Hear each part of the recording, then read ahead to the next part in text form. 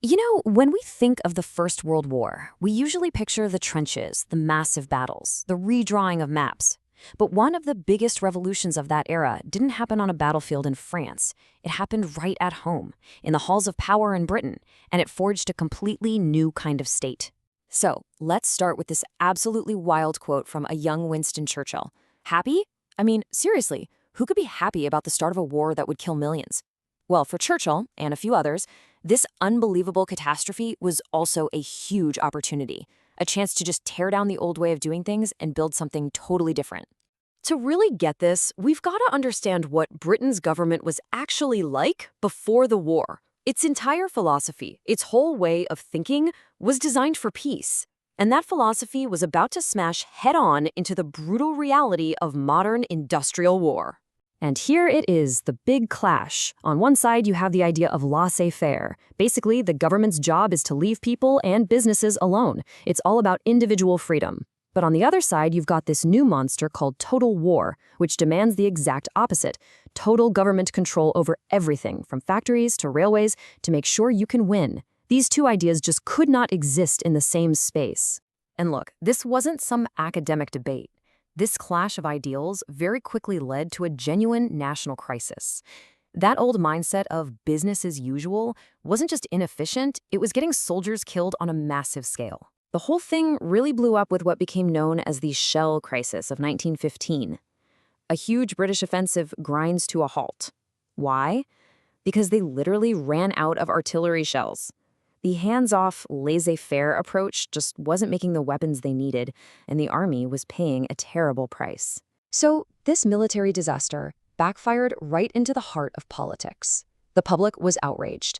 The old Liberal government collapses, and a coalition is formed. And crucially, a brand new, incredibly powerful government department gets created, the Ministry of Munitions, run by a man known for his energy, David Lloyd George. Just try to wrap your head around the scale of this change. From almost zero state control over industry to, just a few years later, a single ministry running 20,000 factories and managing the lives of nearly 4 million workers. This wasn't just a policy change, it was a complete revolution in what government did. So you have to be asking, how on earth was any of this legal? How could the government just take over? Well, they needed a tool. A piece of legislation so powerful it let them do almost anything they felt was necessary to win the war. And that tool was called DORA, the Defense of the Realm Act. DORA. Think of it as the legal master key for the wartime state. The most important thing it did was give the government speed. It could react to a crisis immediately, without having to go through the slow, painful process of passing a new law every single time. It was a blank check for emergency powers. And when I say sweeping powers, I am not kidding.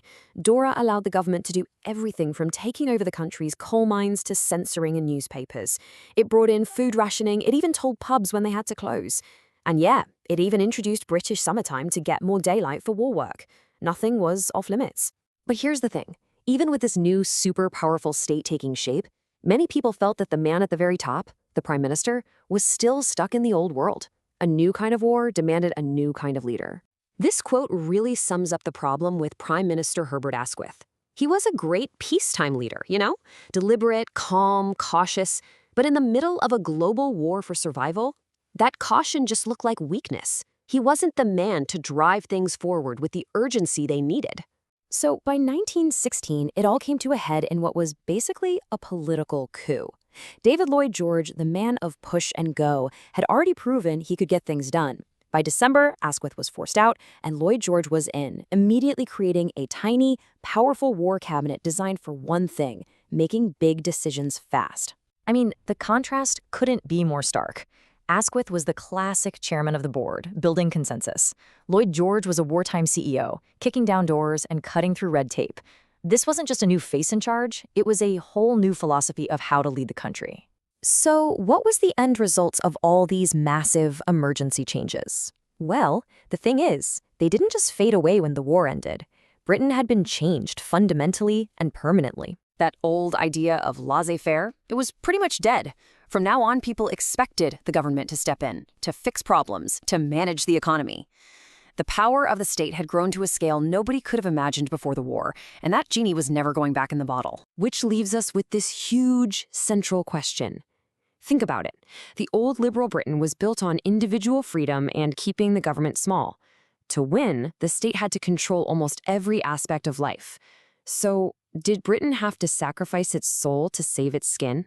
Ultimately, there's no simple answer. But what's absolutely certain is that the Britain that came out of the war in 1918 was a profoundly different country.